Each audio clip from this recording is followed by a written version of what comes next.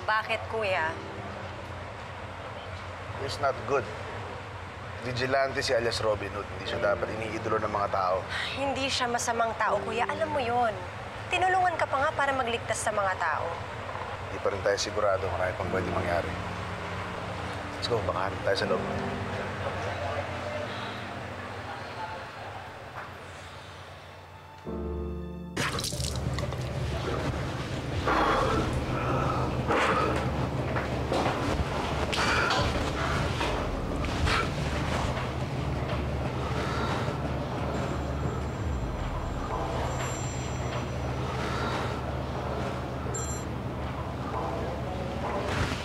Hello. Acosta. Sabi ko na nga ba ikaw yan eh. Ano, mag-sorry ka? Damay na ako sa mga ginagawa mo. Wala akong kasalanan. Hindi ako mamamatay tao. Hindi ako pumatay dyan. Kung ako may choice, mas gusto kong buhayan. Marami pa ako mga bagay na kailangan malaman sa kanya. Ano? Sino ka ba talaga? Yung mga kaaway mo ang dapat mong kilalanin. Ang tao ni Wilson Chan ang pumatay kay Dr. Benitez. Alam ko na yan. Sinabi mo na yan. At si Vice Mayor Chan.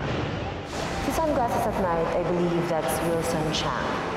Big-time casino owner, alias money launderer, at part-time murderer. Vice Mayor Chan, hindi pa nag-uumpisa party, ikaw parang lasing na.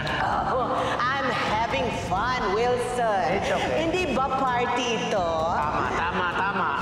Konektado si Vice Mayor Chan kay Wilson Chan.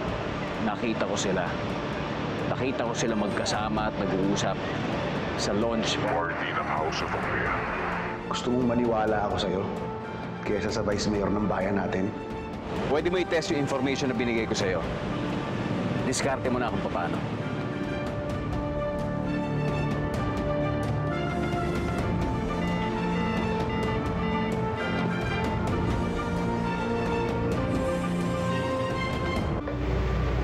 Sabi mo, isang beses mo lang nakaharap itong si Robin Hood. Eh, nung nagpunta ka ng House of Aglea, pagkatapos mong ma-receive yung tip, eh, wala siya doon. Eh, mahirap atang paniwalaan yan, Senior Inspector, dahil nakita na nga siya ng kapatid mo doon, hindi ba? Walang galang lang, Your Honor. Di ba dapat imbis na dinidiin nyo yung sagwata namin ni alias Robin Hood? Dapat tinitingnan natin yung iba't ibang anggulo ng pagkamatay ni Dr. Benitez. Yun naman talagang dahilan ng hearing na to, di ba? Eh, well, yun na nga ang gusto nating Paano kung hindi siya resulta ng vigilantism? Paano kung criminal act siya nung mga kasabot niya sa House of Aglea? May nagtangka sa buhay ni Nancy Benitez sa ospital. Halatang ayos ang pagsilitain ng mga tao pagkatapos niyang i-turn over sa amin ni alias Robin Hood ng buhay. Excuse me. Nabanggit sa akin ng source ko na tao ni Wilson Chan ang gusto pumatay sa kanya. Teka. Wilson Chan? The alleged money launderer? Yes, Your Honor. That's what we're trying to do here. Excuse me. I don't think we need to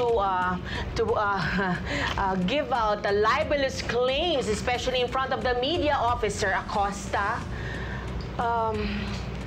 I think wala na tayong makukuha sa witness na ito. I move that we conclude the inquiry for now.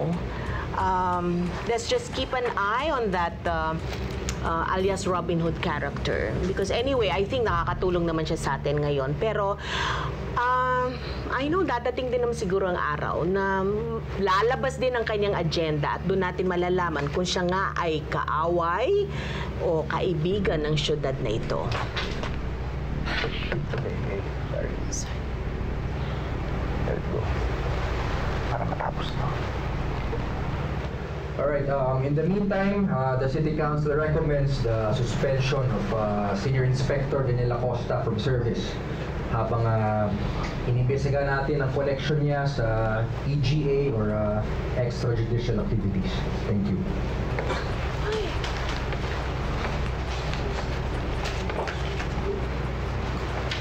Vice Mayor, pwede ba magtanong? In aid of legislation ba to o talagang hinaharangan niyo lang ako? That's unfair, ha? It's unfair. Para kasi hinihingitan niyo na lang ako. Gusto ko lang naman imbestigahan yung nangyari sa House of Aglea eh. Pero ba't parang hinaharang niyo? Parang ako lang yung pinagbibintangan yung may mali dito eh. Ang komite ang gumawa ng desisyong ito, Acosta. Mag-ingat-ingat ka sa pagbibintang mo sa akin. Pareho lang tayong pinagbintangan namin. Pero ako kilala ko sarili ko. Na akong ginagawa masama. Eh, ikaw.